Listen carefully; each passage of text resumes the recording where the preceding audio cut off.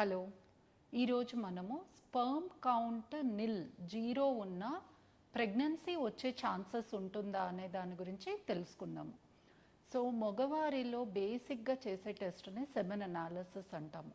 Semen analysis చేసినప్పుడు count అనేది, moment అనేది, మార్ఫాలజీ అంటే చూడడానికి హెల్తీ స్పర్మ్ పర్సంటేజ్ ఎంత ఉంటుంది అనేది మనం బేసిక్గా టెస్ట్ చేస్తాము. కొందరి మగవారిలో ఈ స్పర్మ్ కౌంట్ అనేది టోటల్గా నిల్ ఉండడం అనేది జరుగుతుంది. ఇలాంటప్పుడు మనము ఏం చేయవచ్చు? స్పర్మ్ కౌంట్ ఎప్పుడైతే మనకి నిల్ చూపిస్తుందో మనము ఒక రిపోర్ట్తోనే ఆ ప్రాబ్లమ్ని కన్ఫర్మ్ చేయకూడదు.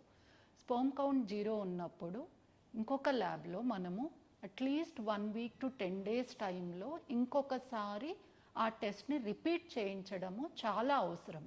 ఎందుకంటే చాలా మందిలో ల్యాబ్ ప్రాబ్లం వలన కూడా ప్రాపర్గా కౌంట్ ఉన్న వాళ్ళకి తక్కువ కౌంట్ ఇవ్వడము, 0 కౌంట్ ఇవ్వడము అనేది కూడా చూస్తున్నాము. కాబట్టి మనము కౌంట్ రిపీట్ చేసిన తర్వాత కూడా మనకి 0 కౌంట్ కనబడితేనే ఈ ప్రాబ్లమ్ని కన్ఫర్మ్ చేయవచ్చు. ఈ ప్రాబ్లమ్నే మనం మెడికల్ టర్మ్స్లో అజూస్పర్మియా అంటాము. సో స్పర్మ్ కౌంట్ నిల్ ఉన్నా కూడా మనకి ప్రెగ్నెన్సీ వచ్చే ఛాన్స్ తప్పకుండా ఉంటుంది. సో ఈ ప్రాబ్లము దేని వలన జరిగింది అనేది తెలుసుకోవడము మనకి ట్రీట్మెంట్కి ఎంతో ఇంపార్టెంట్.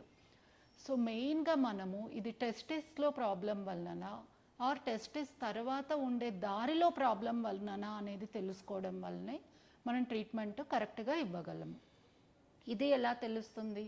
కొన్ని రకాల బ్లడ్ టెస్ట్లు. ఈ బ్లడ్ టెస్ట్లలో మెయిన్గా మనము హార్మోన్స్ అనేది చెక్ చేస్తాం.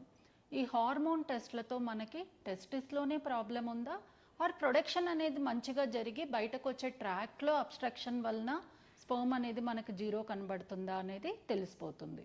అదే కాకుండా అల్ట్రాసౌండ్, ఈ స్క్రోటల్ అల్ట్రాసౌండ్ చేయడం ద్వారా కూడా మనము ప్రాబ్లం ఎక్కడ అనేది తెలుసుకోవచ్చు.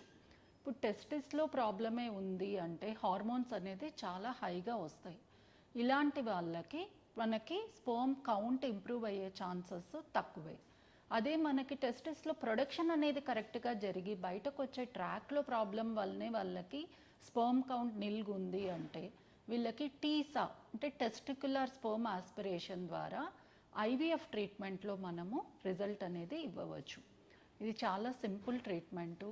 దీని గురించి మనము అడ్మిషన్ కానీ ఆర్ చాలా గంటలు హాస్పిటల్లో ఉండాల్సిన అవసరం కానీ ఉండదు. టీసా టెస్ట్ మనకి మామూలుగా మార్నింగ్ వస్తే ఇట్స్ డే కేస్ ప్రొసీజర్. అంటే నార్మల్గా ఒక ½ అన్ అవర్ టు 1 అవర్లో ట్రీట్మెంట్ అయిపోయి టెస్టిస్లో ఉన్న స్పర్మ్ని మనం ల్యాబ్లో ఫ్రీజ్ చేసుకొని అదే రోజు మనమే ఇంటికి డిశ్చార్జ్ కావచ్చు. నెక్స్ట్ డే నుంచి రొటీన్గా మన డైలీ యాక్టివిటీస్ వర్క్ కూడా వెళ్ళిపోవచ్చు. ఇలా తీసిన స్పర్మ్ని మనము నెలల వరకు ఫ్రీజ్ చేసుకోవచ్చు. అండ్ వైఫ్కి ఎప్పుడైతే మనం ఐవీఎఫ్ ట్రీట్మెంట్ చేస్తామో అదే రోజు ఈ స్పర్మ్ని ఎగ్స్తో కలిపి ఎంబ్రియో అనేది ఫామ్ చేసి ఐవీఎఫ్ ట్రీట్మెంట్ని కంప్లీట్ చేయవచ్చు.